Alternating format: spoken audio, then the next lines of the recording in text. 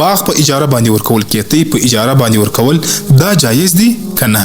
نن سبا چې څومره دا اجارې سوي دي دا ټول ناجایز سوي دي او پر دې باندې خلک بیا ناست دي د څخه خوراک هم کوي. کم از کم ته چې یو کار کوي باید ته د یو مفتي څخه د یو عالم څخه د باره کې پوښتنه وکړي چې د جایز صورت څه شی دی او ناجایز صورت څه شی دی.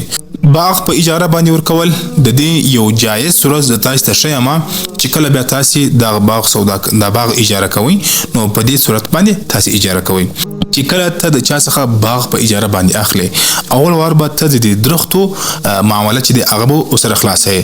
مثلا د دې باغ مالک به تا سره د مساقات معامله کوي. مساقات دې ته ویل کېږي چې هغه وایي یاره دا درخت زه نسم سمبالولی دا زه نسم ساتلی داسې وکړه ما ورته په دې کې سره شریکان یو شراکت داري دې ته شراکت داري ویل کېږي چې دا درخت یې سمبال کړه. دې چې څومره منافع راځي څومره ګټه راځي څومره پیداوار راځي 1% زما دی نه 90% چې ده هغه ستا ده. سلسلو د درختو معامله چې ده په دې حساب سره ورسره خلاصه کړه. پاتې سلو د مځکې جلا حساب کتاب راځي.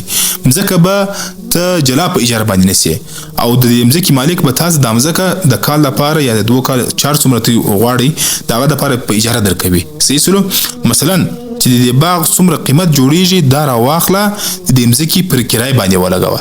سلسلو یعنی اول وار به عقد د دغه کو د درختو ده دغه وروسته به دغه معاملات د مځکې د بیا کوو چې تا مساقات وکړي په درختو کې د درختو وروسته به د مځکې مالک به د مځکه تا ته په اجاره باندې درکوي. نو دلته دوې معاملې سولې د درختو د جلا